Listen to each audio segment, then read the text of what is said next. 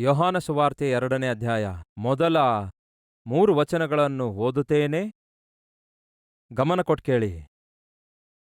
3ನೆಯ ದಿನದಲ್ಲಿ ಗಲಿಲಾಯದ ಕಾನಾ ಎಂಬ ಊರಿನಲ್ಲಿ ಒಂದು ಮದುವೆ ಆಯಿತು. ಯೇಸುವಿನ ತಾಯಿ ಅಲ್ಲಿದ್ದಳು. ಯೇಸುವನ್ನೂ ಆತನ ಶಿಷ್ಯರನ್ನೂ ಆ ಮದುವೆಗೆ ಕರೆದರು. ದ್ರಾಕ್ಷಾರಸವು ಸಾಲದೆ ಹೋಗಲಾಗಿ ಯೇಸುವಿನ ತಾಯಿ ಆತನಿಗೆ ಅವರಲ್ಲಿ ದ್ರಾಕ್ಷಾರಸವಿಲ್ಲ ಎಂದು ಆತನಿಗೆ ಹೇಳಿದಳು. 11ನೇ ವಚನ. ಗಲಿಲಾಯದ ಕಾನಾ ಊರಿನಲ್ಲಿ ಯೇಸು ಈ ಮೊದಲನೆಯ ಸೂಚಕ ಕಾರ್ಯವನ್ನು ಮಾಡಿ ತನ್ನ ಮಹಿಮೆಯನ್ನು ತೋರ್ಪಡಿಸಿದನು. ಯೇಸು ಕ್ರಿಸ್ತನು ಈ ಭೂಮಿಯ ಮೇಲೆ ಬಹಳಷ್ಟು ಅದ್ಭುತಗಳನ್ನು ಮಾಡಿದ್ದಾರೆ. ಆದರೆ ಆತನು ಮಾಡಿರುವ ಆ ಎಲ್ಲಾ ಅದ್ಭುತಗಳಿಗಿಂತಲೂ ಆತನು ಹೀಗೆ ಮಾಡಿರುವ ಎಲ್ಲಾ ಅದ್ಭುತಗಳಿಗಿಂತಲೂ ಮೊಟ್ಟ ಮೊದಲನೇದಾಗಿ ಆತನು ಎಲ್ಲಿ ಅದ್ಭುತ ಮಾಡಿದ್ದಾರೆ ಗೊತ್ತಾ? ಹೇಳ್ರಿ, ಎಲ್ಲಿ ಅಂತ? ಕಾನಾ ಎಂಬ ಊರಿನಲ್ಲಿ ಆತನು ತನ್ನ ಮೊಟ್ಟ ಮೊದಲ ಅದ್ಭುತ ಕಾರ್ಯವನ್ನು ಮಾಡಿದ್ದಾನೆ. ಮೊದಲನೇದಾಗಿ ಯೋಹಾನನು ಒಂದೊಂದು ದಿನದಲ್ಲಿ ಏನಾಗ್ತಿದೆ ಎಂದು ಬರೆಯುತ್ತಾ ಬರ್ತಿದ್ದಾನೆ. ಎರಡನೇದಾಗಿ ಹಾಗೆ ಬರೆಯುತ್ತಿರುವ ಕ್ರಮದಲ್ಲಿ ಮೊದಲನೆಯ ದಿನವೇನೋ ಸ್ನಾನಿಕನಾದ ಯೋಹಾನನು ಕ್ರಿಸ್ತನನ್ನು ಲೋಕಕ್ಕೆ ಪರಿಚಯಿಸ್ತಾನೆ. ಎರಡನೆಯ ದಿನವೇನೋ ಆಂದ್ರೆಯ ಯೇಸುವನ್ನು ಕಂಡುಕೊಂಡು ತನ್ನ ಅಣ್ಣನಾಗಿರುವ ಪೇತ್ರನನ್ನು ಯೇಸುವಿನ ಬಳಿಗೆ ಕರೆತರುತ್ತಾನೆ.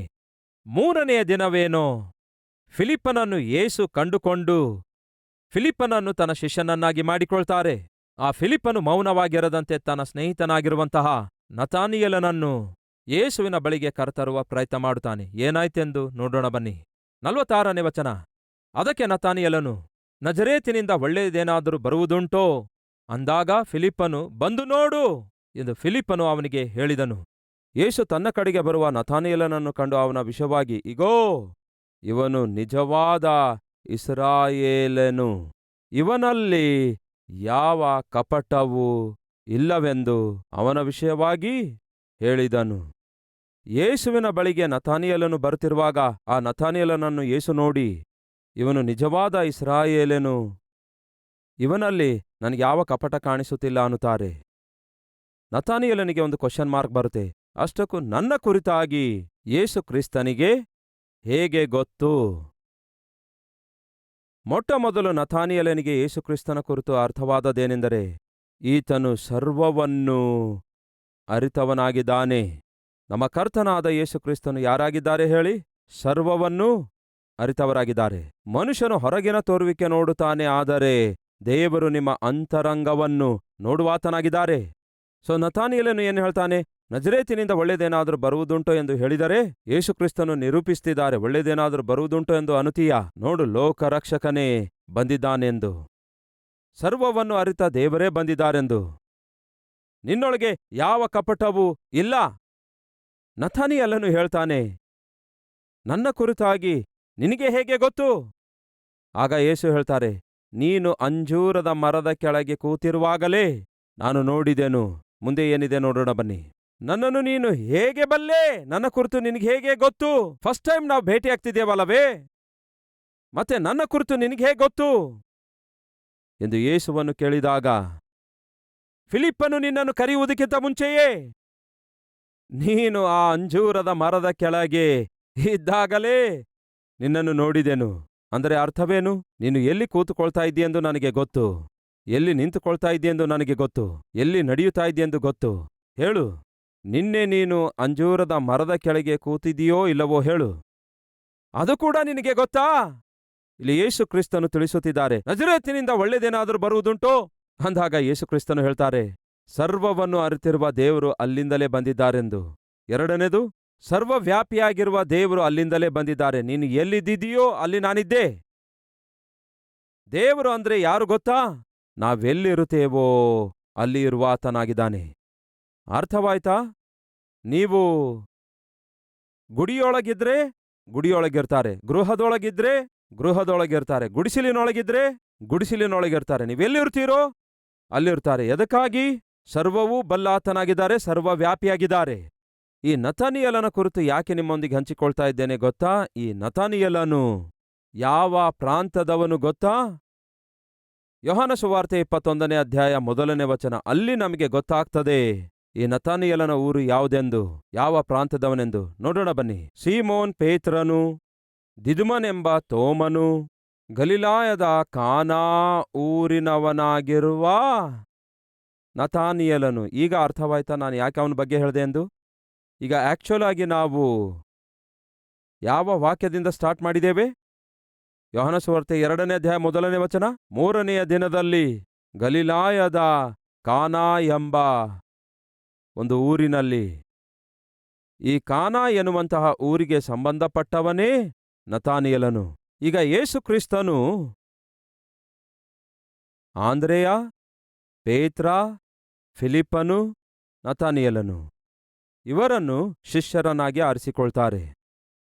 ಈಗ ಆ 3ನೆಯ ದಿನದಲ್ಲಿ ಕಾನಾ ಎಂಬ ಊರಲ್ಲಿ ಮದುವೆ ಆಗ್ತಾ ಇತ್ತು. ಹಾಗೆ ಮದುವೆಯಾಗುತ್ತಿರುವಾಗ 3ನೆಯ ದಿನದಲ್ಲಿ ಗಲಿಲಾಯದ ಕಾನಾ ಎಂಬ ಊರಲ್ಲಿ ಒಂದು ಮದುವೆಯೂ ಆಯಿತು. ಯೇಸುವಿನ ತಾಯಿಯಾದ ಮರಿಯಳು ಅಲ್ಲಿ ಇದ್ದಳು. ಯೇಸುವನ್ನೂ ಆತನ ಶಿಷ್ಯರನ್ನೂ ಆ ಮದುವೆಗೆ ಕರೆದಿದ್ದರು. ಯೇಸುಕ್ರಿಸ್ತನನ್ನು ಹಾಗೆ ಯೇಸುಕ್ರಿಸ್ತನ ಶಿಷ್ಯರನ್ನು ಅಂದರೆ ಯಾರು? ನತಾನಿಯೇಲನು, ಫಿಲಿಪ್ಪನು, ಪೇತ್ರನು, ಆಂದ್ರೆಯ. ಈ 4 ಜನ ಯೇಸುವಿನೊಂದಿಗೆ ಆ ಮದುವೆಗೆ ಹೋಗ್ತಾರೆ. ಅಲ್ಲಿ ಮರಿಯಳು ಅಂದರೆ ಯೇಸುವಿನ ತಾಯಿ ಕೂಡ ಆ ವಿವಾಹಕ್ಕೆ ಆಹ್ವಾನಿಸಲ್ಪಟ್ಟಿದ್ದಳು. ಯೇಸು ಕ್ರಿಸ್ತನು ಅನೇಕ ಅದ್ಭುತಗಳನ್ನು ಮಾಡಿದ್ದಾರೆ. ಆತನು ಮಾಡಿರುವ ಅನೇಕ ಅದ್ಭುತಗಳಲ್ಲಿ ಮೊಟ್ಟಮೊದಲು ಅದ್ಭುತ ಕಾರ್ಯ ಮಾಡಬೇಕೆಂದಿರೋದು ಎಲ್ಲಿ? ಮದುವೆಯಲ್ಲಿ. ಎಲ್ಲಿ? ಮದುವೆಯಲ್ಲಿಯೇ. ಸಮುದ್ರಕ್ಕೆ ಅಪ್ಪಣೆ ಕೊಡುವುದಕ್ಕಿಂತ, ಕುಷ್ಠರೋಗಿಗಳಿಗೆ ವಾಸಿ ಮಾಡುವುದಕ್ಕಿಂತ, ಸತ್ತವರನ್ನು ತಿರುಗಿ ಎದ್ದೇಳಿಸುವುದಕ್ಕಿಂತ, ಅನೇಕ ಸಾವಿರಾರು ಜನರಿಗೆ ಆಹಾರವನ್ನು ಉಚಿತವಾಗಿ ಹಂಚುವುದಕ್ಕಿಂತ, ಯೇಸು ಕ್ರಿಸ್ತನು ಇವೆಲ್ಲವುಗಳಿಗಿಂತಲೂ ಪ್ರಧಾನವಾದಂತಹ ಅದ್ಭುತ ಕಾರ್ಯವು, ಆಶ್ಚರ್ಯ ಕಾರ್ಯವು ಎಲ್ಲಿ ಮಾಡಲು ಇಷ್ಟಪಟ್ಟಿದ್ದಾರೆನ್ನುವುದಾದರೆ ವಿವಾಹದಲ್ಲಿ, ಮದುವೆಯಲ್ಲಿ ಅದ್ಭುತ ಮಾಡಬೇಕೆಂದು ಆಶಿಸಿದರು. ಎದಕ್ಕಾಗಿ? ಯಾಕೆ ಎನ್ನುವಾಗ ವಿವಾಹವು ಎಲ್ಲದಕ್ಕಿಂತಲೂ ಘನವಾದದ್ದಾಗಿದೆ. ಅರ್ಥವಾಯ್ತಾ ನಿಮಗೆ? ಎಲ್ಲದಕ್ಕಿಂತಲೂ ಘನವಾದದ್ದು ಯಾವುದು? ವಿವಾಹ.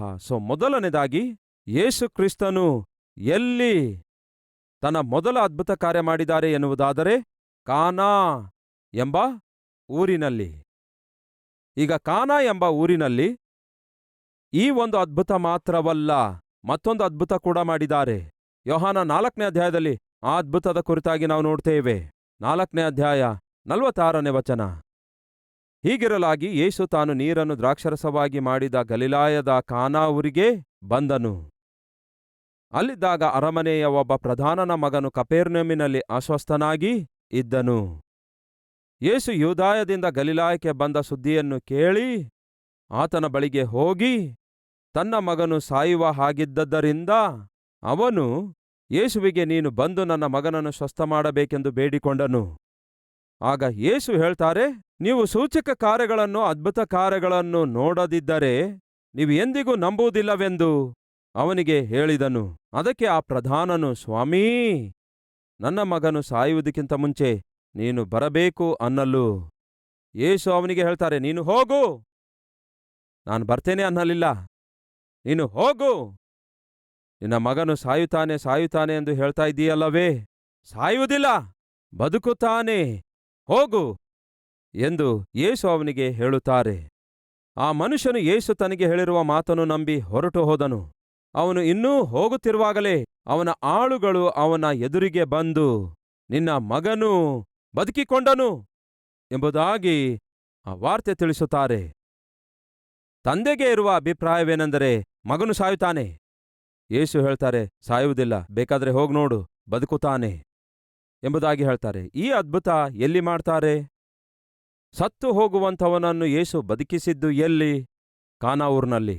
ಆದರೆ ಇದಕ್ಕಿಂತಲೂ ಮುಂಚೆ ಯಾವ ಅದ್ಭುತ ಮಾಡ್ತಾರೆ? ಕೇಳಿ ಪ್ರಿಯರೇ, ವಿವಾಹದಲ್ಲಿ ಬಂದಿರುವ ಸಮಸ್ಯೆಯನ್ನು ಪರಿಷ್ಕರಿಸುವುದಕ್ಕಾಗಿ ಯೇಸುಕ್ರಿಸ್ತನು ಮೊಟ್ಟಮೊದಲ ಅದ್ಭುತ ಕಾರ್ಯವನ್ನು ಮಾಡ್ತಾರೆ. ಎದಕ್ಕಾಗಿ ಯೇಸುಕ್ರಿಸ್ತನು ವಿವಾಹದಲ್ಲಿ ಬಂದಿರುವ ಸಮಸ್ಯೆಯನ್ನು ಪರಿಷ್ಕರಿಸುವುದಕ್ಕಾಗಿ ಮಹಾ ಅದ್ಭುತ ಯಾಕೆ ಯೇಸು ಮಾಡಿದ್ದಾರೆ ಗೊತ್ತಾ? ಮತ್ತೊಮ್ಮೆ ನಿಮಗೆ ಜ್ಞಾಪಕಗೊಳಿಸುತ್ತೇನೆ, ವಿವಾಹವು ಎಲ್ಲದಕ್ಕಿಂತಲೂ ಘನವಾಗಿದೆ. ವಿವಾಹ ವ್ಯವಸ್ಥೆಯೇ ಒಂದು ವೇಳೆ ಭೂಮಿಯ ಮೇಲಿಲ್ಲದಿದ್ದರೆ, ಕುಟುಂಬ ವ್ಯವಸ್ಥೆಯೇ ಒಂದು ವೇಳೆ ಭೂಮಿಯ ಮೇಲಿಲ್ಲದಿದ್ದರೆ, ಅಷ್ಟಕ್ಕೂ ಈ ಪ್ರಪಂಚಕ್ಕೂ ಈ ಪ್ರಪಂಚದಲ್ಲಿ ದೇವರು ಸೃಷ್ಟಿ ಮಾಡಿರುವ ಸೃಷ್ಟಿಗೂ ಅರ್ಥವೇ ಇರ್ತಿರ್ಲಿಲ್ಲ ಪ್ರಿಯರೇ. ಇದನ್ನು ನೆನ್ಪಿಟ್ಕೊಳ್ರಿ. ಸರಿ, ಎಲ್ಲಿ ವಿವಾಹ ನಡೆಯುತ್ತಿದೆ? ಕಾನಾ ಊರಿನಲ್ಲಿ. ಈ ಕಾನಾ ಎನ್ನುವಂತಹ ಆ ಊರು ದೊಡ್ಡ ಪಟ್ಟಣವಾಗಿದೆಯಾ, ಚಿಕ್ಕ ಪಟ್ಟಣವಾಗಿದೆಯಾ? ಚಿಕ್ಕ ಗ್ರಾಮ. ಇದು ನಿಮ್ಮ ಮೈಂಡಲ್ಲಿ ನೆನ್ಪಿಟ್ಕೊಳ್ಳಿ. ಅದೊಂದು ಚಿಕ್ಕ ಗ್ರಾಮ. ಆ ಗ್ರಾಮದಲ್ಲಿ ನಡೆಯುತ್ತಿರುವ ವಿವಾಹಕ್ಕೆ ಯಾರನ್ನು ಕರೆದರು? ಎಲ್ಲಿ ವಿವಾಹ ನಡೆಯುತ್ತಿದೆ? ಕಾನಾ ಊರಿನಲ್ಲಿ. ಯಾರನ್ನೆಲ್ಲ ಕರೆಯುತ್ತಾರೆ? ಯೇಸುವಿನ ತಾಯಿಯನ್ನು, ನೆಕ್ಸ್ಟ್ ಯೇಸುವನ್ನು, ನೆಕ್ಸ್ಟ್ ಯೇಸುವಿನ ಶಿಷ್ಯರನ್ನು ಕೂಡ ಆ ವಿವಾಹಕ್ಕೆ ಕರೆಯುತ್ತಾರೆ. ಜಾಗರೂಕರಾಗಿ ಕೇಳಿ ಪ್ರಿಯರೇ, ನೀವು ವಿವಾಹಕ್ಕೆ ಯಾರನ್ನು ಕರೆಯುತ್ತೀರೋ ಅದರ ಮೇರೆಗೆ ನೀವೆಂಥವರೆಂದು ಗೊತ್ತಾಗುತ್ತೆ. ಅರ್ಥವಾಯ್ತಾ? ವಿವಾಹಕ್ಕೆ ನೀವು ಎಂಥವರನ್ನು ಕರೆಯುತ್ತೀರೋ ಅದರ ಮೇರೆಗೆ ನೀವೆಂಥವರೆಂದು ಗೊತ್ತಾಗುತ್ತೆ. ನಿಮ್ಮ ವಿವಾಹಕ್ಕೆ ಒಂದು ವೇಳೆ ಚೀಫ್ ಮಿನಿಸ್ಟರ್ ಅವರನ್ನೋ, MP ಅವರನ್ನೋ, MLA ಅವರನ್ನೋ ಒಂದು ವೇಳೆ ಬಂದಿದ್ದಾರೆ ಅಂದ್ಕೊಳ್ಳಿ. ಸಾಧಾರಣವಾಗಿ ಓಕೆ, ಈ ವ್ಯಕ್ತಿ ಬಹಳ ಹೆಸರುವಾಸಿಯಾದ ವ್ಯಕ್ತಿ, ಇಲ್ಲವೇ ಒಂದು ಒಳ್ಳೆ ಪದವಿಯಲ್ಲಿ ಇರುವ ವ್ಯಕ್ತಿ ಎಂದು ಗೊತ್ತಾಗುತ್ತೆ. ಸಿನಿ ಫೀಲ್ಡಲ್ಲಿ ಇರೋರೆಲ್ಲರೂ ಬಂದಿದ್ದಾರೆ ಅಂದ್ಕೊಳ್ಳಿ. ಆ ಹೀರೋ, ಈ ಹೀರೋ, ಈ ಹೀರೋಯಿನ್, ಆ ಆಕ್ಟ್ರೆಸ್, ಈ ಆಕ್ಟ್ರೆಸ್ ಬಂದಿದ್ದಾರೆ ಅಂದ್ಕೊಳ್ಳಿ. ನಿಮಗೇನು ಅರ್ಥ ಆಗುತ್ತೆ? ಅವನು ಸಿನಿ ಫೀಲ್ಡ್ಗೆ ಸಂಬಂಧಪಟ್ಟಂತಹ ವ್ಯಕ್ತಿ ಎಂದು. ಅಂದರೆ ಸಾಧಾರಣವಾಗಿ ವಿವಾಹಕ್ಕೆ ಯಾರೆಲ್ಲ ಬರುತ್ತಾರೋ, ಯಾರನ್ನು ಕರೆಯಲಾಗುತ್ತದೋ, ಅದು ಸ್ವಲ್ಪ ಮಟ್ಟಿಗೆ ಆ ವಿವಾಹಕ್ಕೆ ಕರೆದಿರುವ ವ್ಯಕ್ತಿಯ ವ್ಯಕ್ತಿತ್ವ, ತತ್ವ, ವಿಶ್ವಾಸವು ಗೊತ್ತಾಗ್ತದೆ. ಈಗ ಇಲ್ಲಿ ನಡೆಯುತ್ತಿರುವ ವಿವಾಹಕ್ಕೆ ಯಾರನ್ನು ಕರೆಯಲಾಯಿತು ಎನ್ನುವುದಾದರೆ, ಯೇಸುವಿನ ತಾಯಿಯಾದ ಮರಿಯಳನ್ನು, ಯೇಸುಕ್ರಿಸ್ತನನ್ನು, ಯೇಸುಕ್ರಿಸ್ತನ ಶಿಷ್ಯರನ್ನು ಕರೆಯಲಾಯಿತು.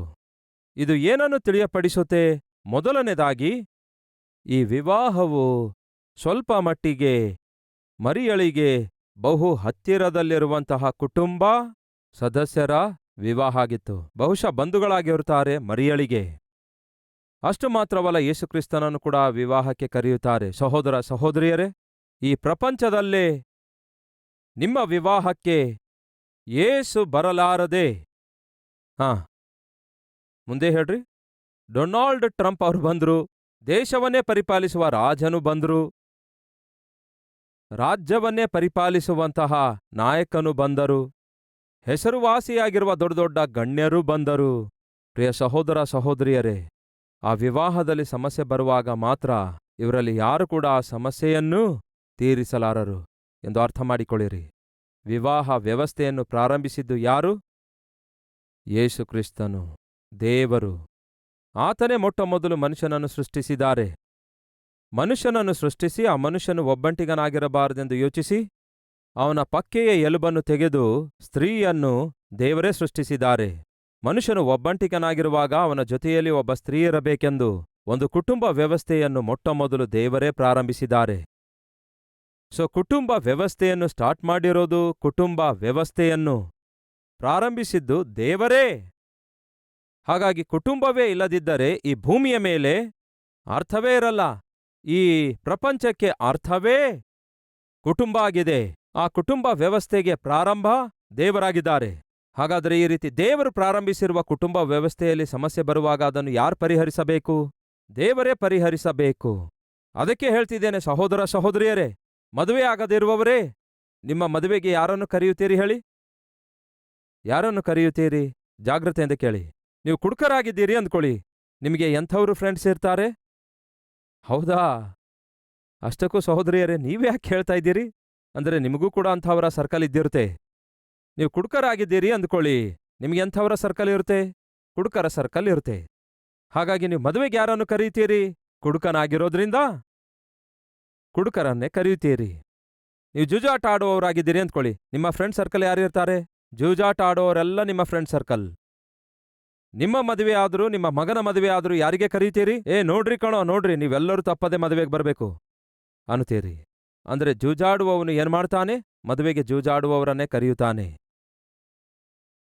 ಹುಡುಕನು ಏನ್ ಮಾಡ್ತಾನೆ? ಕುಡುಕರೆಲ್ಲರನ್ನು ಮದುವೆಗೆ ಕರೆಯುತ್ತಾನೆ. ವ್ಯಾಪಾರ ಮಾಡೋರು ಏನ್ ಮಾಡ್ತಾರೆ? ವ್ಯಾಪಾರಸ್ಥರನ್ನೆಲ್ಲ ಮದುವೆಗೆ ಕರೆಯುತ್ತಾರೆ. ಆದರೆ ಆತ್ಮಿಕರು ಏನ್ ಮಾಡ್ತಾರೆ ಗೊತ್ತಾ? ಆತ್ಮಸ್ವರೂಪನಾದ ದೇವರನ್ನೇ ತಮ್ಮ ಮದುವೆಗೆ ಕರೆಯುತ್ತಾರೆ.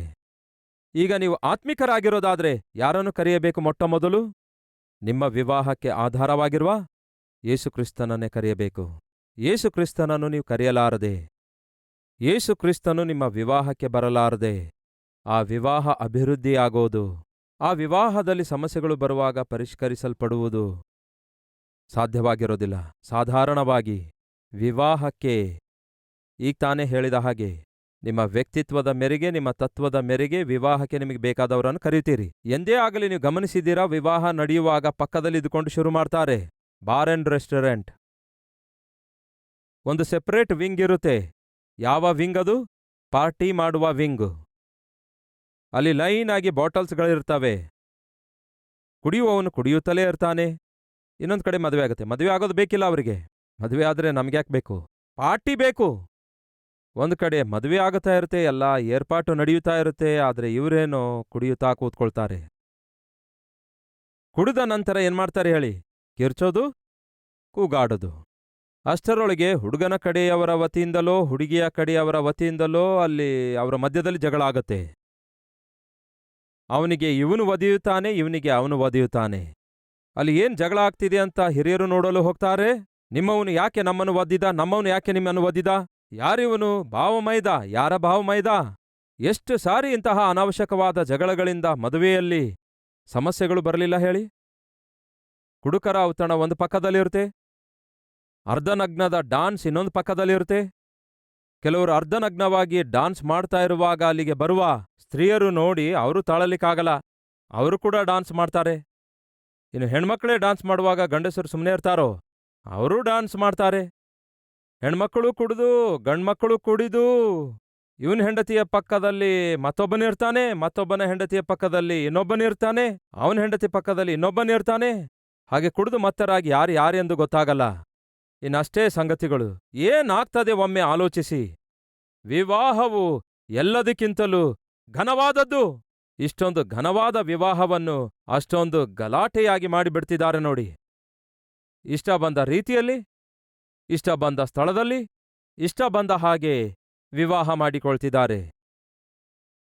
ಆ ರೀತಿಯಾದಂತಹ ವಿವಾಹಗಳು ಕ್ರಿಸ್ತನು ಆಶೀರ್ವದಿಸುವ ವಿವಾಹ ಅಲ್ಲವೇ ಅಲ್ಲ. ಕೇಳಿ ಸಹೋದರ ಸಹೋದರಿಯರೇ, ಈ ಕಲ್ವರಿ ಸ್ವರದ ವೀಕ್ಷಕರೇ, ಹಾಗೆಯೇ ಆತ್ಮಿಕರೇ, ಕ್ರಿಸ್ತನಲ್ಲಿ ನಂಬಿಕೆ ಇಡುವಂತಹ ಕ್ರೈಸ್ತಿಯ ಸಮಾಜವೇ, ನಿಮ್ಮ ವಿವಾಹದಲ್ಲಿ ಖಚಿತವಾಗಿಯೂ ಕ್ರಿಸ್ತನಿರಬೇಕೇ ಹೊರತು ಕ್ಯಾಸ್ಟ್ ಅಲ್ಲ. ನಿಮ್ಮ ವಿವಾಹದಲ್ಲಿ ಕ್ರಿಸ್ತನಿರಬೇಕೇ ಹೊರತು ವರದಕ್ಷಿಣೆ ಅಲ್ಲ. ನಿಮ್ಮ ವಿವಾಹದಲ್ಲಿ ಕ್ರಿಸ್ತನಿರಬೇಕೇ ಹೊರತು ಕಲರ್ ಅಲ್ಲ. ಏನಿರಬಾರ್ದು?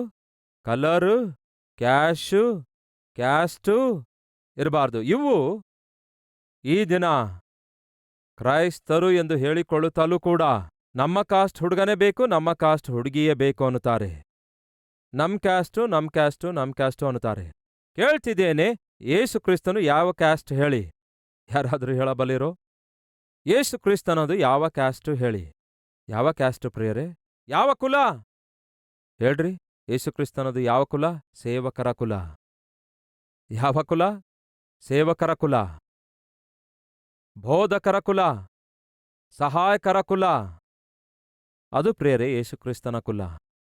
ಮತ್ತೆ ನಮ್ಮ ಕುಲ ಯಾವುದು? ನಾನು 35 ವರ್ಷಗಳಿಂದ ಸೇವೆ ಮಾಡ್ತಿದ್ದೇನೆ. 33 ವರ್ಷಗಳಿಂದ ಹೈದರಾಬಾದ್ನಲ್ಲಿದ್ದೇನೆ. ಸುಮಾರು 20 ವರ್ಷಗಳಿಂದ ಕಲ್ವರಿ ಟೆಂಪಲ್ ಸ್ಥಾಪಿಸಿ ಸಭಾಪಾಲಕನಾಗಿದ್ದೇನೆ. ಯಾವತ್ತೇ ಆಗಲಿ ನನ್ನ ಕ್ಯಾಸ್ಟ್ ಕುರಿತು ನಿಮ್ಮೊಂದಿಗೆ ಮಾತಾಡಿದೇನಾ? ಕನಿಷ್ಠ 1 ಸಾರಿ ಆದರೂ ನೀವು ಕೇಳಿದ್ದೀರಾ? ನಮ್ಮದು ಯಾವ ಕುಲ ಗೊತ್ತಾ ನಿಮಗೆ? ಇದು ಹೀಗೆ, ನನ್ನ ಕುಲದ ಪ್ರಸ್ತಾವನೆ ನೀವೆಂದಾದರೂ ಕೇಳಿದ್ದೀರಾ?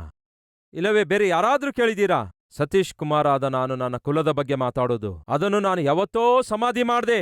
ಯಾಕೆಂದರೆ ಅದಕ್ಕಿಂತಲೂ ಶ್ರೇಷ್ಠವಾದ ಕುಲ ದೇವರು ನನಗೆ ಕೊಟ್ಟಿದ್ದಾರೆ. ಯಾವುದು ಅದು? ಸೇವಕರ ಕುಲ. ಯಾವ ಕುಲ ಇದು? ಸೇವಕರ ಕುಲ. ಸೇವೆ ಮಾಡುವವರ ಕುಲ ನಮ್ಮದು. ಸಹಾಯ ಮಾಡುವಂತಹ ಕುಲ ನಮ್ಮದು. ಜೀವವುಳ್ಳಂತಹ ದೇವರ ಬೋಧನೆ ಮಾಡುವಂತಹ ಬೋಧಕರ ಕುಲ, ಸೇವಕರ ಕುಲ, ಸಹಾಯಕರ ಕುಲ. ಇವೆಲ್ಲ ಅದ್ಭುತವಾದ ಕುಲಗಳಾಗಿವೆ. ಇವುಗಳನ್ನೆಲ್ಲ ಪಕ್ಕಕ್ಕೆ ತಳ್ಳಿ ಹಾಕಿ ಆ ಕುಲ ಈ ಕುಲ ಈ ಕುಲ, ಕೊನೆಗೆ ಒಬ್ಬರು ಕೂದಲು ಹಿಡ್ಕೊಂಡು ಕಿತ್ಕೊಳ್ಳುತ್ತಾ ಹೊಡೆದಾಡಿಕೊಳ್ತಾರೆ. ಮದುವೆಗಿಂತ ಮುಂಚೆ ಮದುವೆಯಲ್ಲಿಯೇ ಜಗಳ ಆಗುತ್ತೆ. ಕ್ರಿಸ್ತನು ಇಲ್ಲದಿದ್ರೆ ಏನಾಗುತ್ತೆ? ಜಗಳ ಆಗುತ್ತೆ. ಒಂದು ಚಿಕ್ಕ ವಿಡಿಯೋ ಕ್ಲಿಪ್ ನೋಡಿ ತಮಾಷೆಗಿರುತ್ತೆ. ಎಲ್ಲಿಂದ ಸ್ಟಾರ್ಟ್ ಆಯ್ತು ಈ ಜಗಳ ನೋಡಿ? ಹುಡುಗ ಬಾಯಲ್ಲಿ ಸ್ವೀಟ್ ಇಟ್ಟ ಪ್ರಿಯರೇ, ಅಷ್ಟೇ.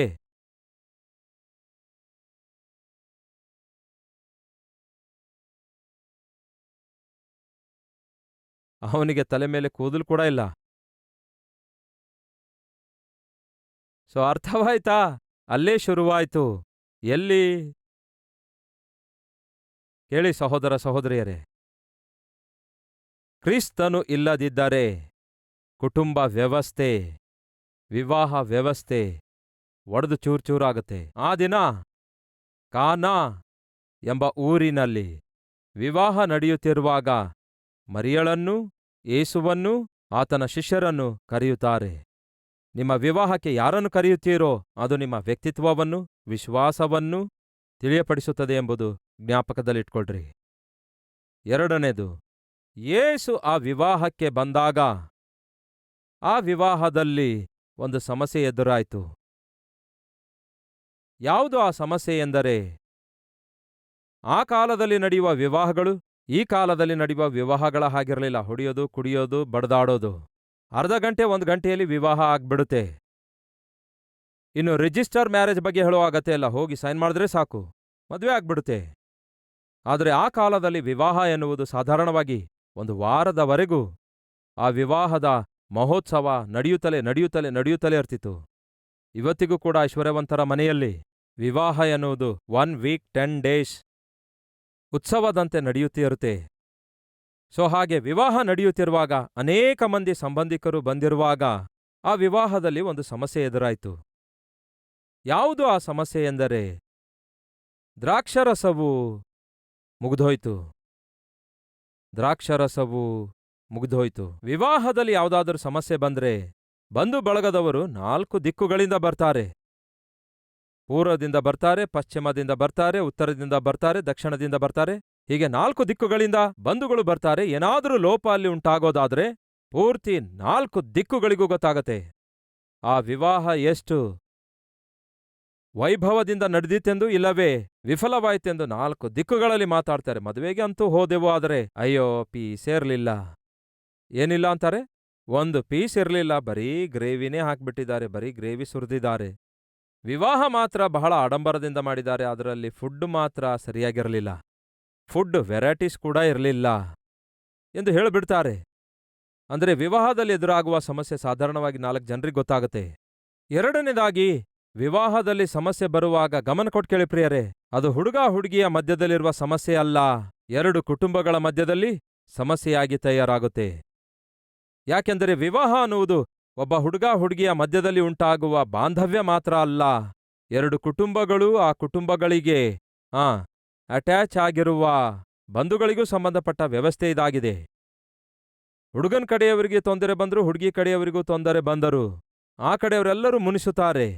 ಜನರೇನು ಹೇಳ್ತಾರೆ? ಹುಡುಗನ ಕಡೆಯವರೆಲ್ಲ ಮುನಿಸಿದ್ದಾರೆ, ಹುಡುಗಿಯ ಕಡೆಯವರೆಲ್ಲರೂ ಮುನಿಸಿದ್ದಾರೆ, ಯಾರೂ ಊಟಕ್ಕೆ ಬರಲ್ಲ ಅನ್ನುತ್ತಿದ್ದಾರೆ ಎಂದು ಹೇಳ್ತಾರೆ. ಅಂದ್ರೆ ಸಾಧಾರಣವಾಗಿ ಸಮಸ್ಯೆ ಬಂದ್ರೆ ಮಾತ್ರ ಹುಡುಗ ಹುಡುಗಿಗಷ್ಟೇ ಅಲ್ಲ, ಅವರಿಬ್ಬರ ಕುಟುಂಬದ ಮಧ್ಯದಲ್ಲಿ, 2 ಕುಟುಂಬಗಳ ಬಂಧುಗಳ ಮಧ್ಯದಲ್ಲಿ ಸಮಸ್ಯೆಗಳು ಬರ್ತವೆ.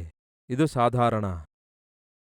ಹಾಗಾಗಿ ಆ ದಿನ ವಿವಾಹ ನಡೆಯುತ್ತಿರುವಾಗ ಆ ವಿವಾಹದಲ್ಲಿ ಒಂದು ಸಮಸ್ಯೆ ಬಂತು. ಏನೆಂದರೆ ದ್ರಾಕ್ಷರಸ ಮುಗಿದೋಯ್ತು. ಹಾಗೆ ದ್ರಾಕ್ಷರಸ ಮುಗಿದೋದಾಗ ದಯವಿಟ್ಟು ಕೇಳಿ ಪ್ರಿಯರೇ, ಮತ್ತೊಮ್ಮೆ ಹೇಳ್ತೇನೆ, ನೀವು ವಿವಾಹಕ್ಕೆ ಯಾರನ್ನು ಕರೆಯುತ್ತಾ ಇದ್ದೀರೋ ಅದು ಬಹಳ ಬಹಳ ಇಂಪಾರ್ಟೆಂಟ್ ಆಗಿದೆ. ಯಾಕೆಂದರೆ ವಿವಾಹದಲ್ಲಿ ಸಮಸ್ಯೆ ಬಂದಾಗ ಆ ಸಮಸ್ಯೆ ತೀರಿಸಬಲ್ಲಂಥವರೇ ವಿವಾಹದಲ್ಲಿರಬೇಕೇ ಹೊರತು ಸಮಸ್ಯೆ ಬೆಳೆಸುವಂಥವರು ಮಾತ್ರ ವಿವಾಹದಲ್ಲಿ ಎಂದಿಗೂ ಇರಬಾರ್ದು.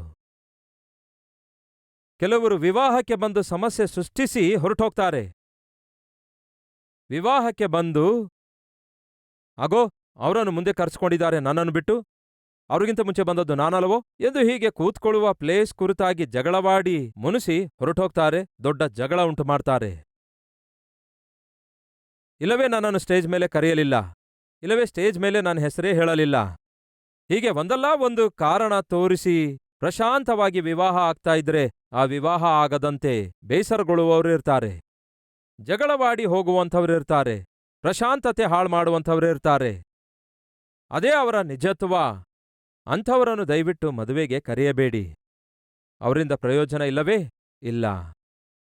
ಎರಡನೇದು, ವಿವಾಹದಲ್ಲಿ ಸಮಸ್ಯೆ ಬಂದಾಗ ಆ ಸಮಸ್ಯೆಯನ್ನು ಯಾರು ಕಂಡುಕೊಂಡರು ಹೇಳ್ರಿ? ಮರಿಯಳು ಕಂಡುಕೊಳ್ಳುತ್ತಾಳೆ. ಮರಿಯಳು ಕಂಡುಕೊಂಡು ಆ ಸಮಸ್ಯೆಯನ್ನು ಪರಿಷ್ಕರಿಸುವ ಪ್ರಯತ್ನ ಮಾಡ್ತಿದ್ದಾಳೆ. ನಿಮ್ಮ ವಿವಾಹದಲ್ಲಿ ಯಾರಿರಬೇಕು ಗೊತ್ತಾ? ವಿವಾಹದಲ್ಲಿ ಒಂದು ಸಮಸ್ಯೆ ಬಂದರೆ ಆ ಸಮಸ್ಯೆಯನ್ನು ಕಂಡುಹಿಡಿದು ಪರಿಷ್ಕರಿಸಬೇಕಾದಂಥವರು ನಿಮ್ಮ ವಿವಾಹದಲ್ಲಿರುವುದು ಆಶೀರ್ವಾದ. ಅರ್ಥ ಆಗ್ತಿದೆಯಾ? ಸಮಸ್ಯೆಗಳನ್ನು ಸೃಷ್ಟಿಸುವವರಲ್ಲ ನಿಮ್ಮ ವಿವಾಹದಲ್ಲಿರಬೇಕಾದದ್ದು. ಮನಸ್ತಾಪಗಳನ್ನು ಸೃಷ್ಟಿಸುವವರಲ್ಲ ನಿಮ್ಮ ವಿವಾಹ ಬಾಂಧವ್ಯದಲ್ಲಿರಬೇಕಾದವರು. ಗಂಡ ಹೆಂಡತಿಯರ ಮಧ್ಯದಲ್ಲಿ ಅನಾವಶ್ಯಕವಾದ ಭಿನ್ನಾಭಿಪ್ರಾಯಗಳು ಉಂಟು ಮಾಡುವಂಥವರಲ್ಲ ನಿಮ್ಮ ವಿವಾಹದಲ್ಲಿರಬೇಕಾದವರು. ಯಾರೆಲ್ಲ ವಿವಾಹದಲ್ಲಿ ಹಿರಿಯರಾಗಿರಬೇಕೆಂದರೆ ಸಮಸ್ಯೆಗಳನ್ನು ಕಂಡುಹಿಡಿದು ಸಮಸ್ಯೆಗಳನ್ನು ಪರಿಹರಿಸುವವರೇ ಹಿರಿಯರಾಗಿರಬೇಕು.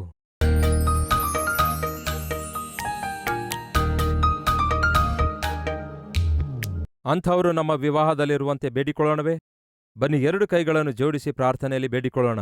ಯೇಸುವೇ, ಯೇಸುವೇ, ಯೇಸುವೇ, ಎಷ್ಟೋ ಅದ್ಭುತ ಕಾರ್ಯಗಳನ್ನು ನೀವು ಮಾಡಿದ್ದೀರಿ, ಮಾಡುತ್ತಲೇ ಇದ್ದೀರಿ, ಇನ್ಮೇಲೆಯೂ ಮಾಡುತ್ತೀರಿ. ಆದರೆ ನೀವು ಮಾಡಬೇಕೆಂದು ಇಚ್ಛಯಿಸುತ್ತಿರುವ ಅದ್ಭುತ, ಮೊಟ್ಟ ಮೊದಲ ಅದ್ಭುತ ನಮ್ಮ ಕುಟುಂಬ ಕಟ್ಟಲ್ಪಡುವಂಥದ್ದಾಗಿದೆ. ನಮ್ಮ ವಿವಾಹ ಬಾಂಧವ್ಯ ಸ್ಥಿರವಾಗಿರುವಂಥದ್ದಾಗಿದೆ. ನಮ್ಮ ಕುಟುಂಬದಲ್ಲಿ ಸೈತಾನನು ತಂದಿರುವಂತಹ ಸಮಸ್ಯೆಗಳೆಲ್ಲ ಪರಿಷ್ಕರಿಸಲ್ಪಟ್ಟು ನಿಮ್ಮನ್ನು ಘನಪಡಿಸುವಂತಹ ಕುಟುಂಬ ವ್ಯವಸ್ಥೆ ನಮಗೆ ಅತ್ಯವಶ್ಯಕವಾಗಿದೆ. ಯೇಸಯ್ಯ, ನಮ್ಮ ಕುಟುಂಬವು ರಕ್ಷಿಸಲ್ಪಡುವುದೇ ಮಹಾ ಅದ್ಭುತ. ಆ ಅದ್ಭುತ ಕಾರ್ಯವನ್ನು ಮಾಡಿರಿ ದೇವರೇ. ನಮ್ಮ ಕುಟುಂಬದಲ್ಲಿ ರಕ್ಷಣೆಯ ಕಾರ್ಯವನ್ನು ನಡೆಸಿರಿ. ನಿಮ್ಮಿಂದ ದೂರ ಇರುವಂತಹ ಗಂಡನನ್ನು, ಹೆಂಡತಿಯನ್ನು, ಮಕ್ಕಳನ್ನು ಯೇಸಯ್ಯ ದರ್ಶಿಸಿರಿ, ಸಂಧಿಸಿರಿ. ಯೇಸಯ್ಯ, ನಮ್ಮ ಕುಟುಂಬವನ್ನು ರಕ್ಷಿಸಿರಿ ಯೇಸುವೇ. ಯಾರೊಬ್ಬರು ಕೂಡ ನಶಿಸಿ ಹೋಗಬಾರದು ಯೇಸುವೇ. ಆಂದ್ರಿಯ ನಿಮ್ಮನ್ನು ಕಂಡುಕೊಂಡಾಗ ತನ್ನ ಅಣ್ಣನನ್ನು ನಿಮ್ಮ ಬಳಿಗೆ ಕರೆತಂದ. ಫಿಲಿಪ್ಪನು ನಿಮ್ಮನ್ನು ಕಂಡುಕೊಂಡಾಗ ನತಾನಿಯೇಲನನ್ನು ನಿಮ್ಮ ಬಳಿಗೆ ಕರೆತಂದ. ಹಾಗೆಯೇ ನಾವು ಕೂಡ ದೇವರೇ, ನಿಮ್ಮ ಪ್ರೀತಿ ತಿಳ್ಕೊಂಡಿರೋದ್ರಿಂದ ನಮ್ಮ ಬಂಧು ಮಿತ್ರರನ್ನು ಕೂಡ ನಿಮ್ಮ ಸನ್ನಿಧಿಗೆ ನಡೆಸುವಂತಹ ಒಳ್ಳೆ ಮನಸ್ಸನ್ನು, ಅನೇಕ ಆತ್ಮಗಳನ್ನು ರಕ್ಷಣೆಗೆ ನಡೆಸುವಂತಹ ಆತ್ಮೀಕತೆಯನ್ನು ನಮ್ಮೆಲ್ಲರಿಗೂ ಅನುಗ್ರಹಿಸಿರೆಂದು ಯೇಸುವಿನ ನಾಮದಲ್ಲಿ ಬೇಡಿ ಹೊಂದಿದ್ದೇವೆ ತಂದೆಯೇ. ಆಮೇನ್.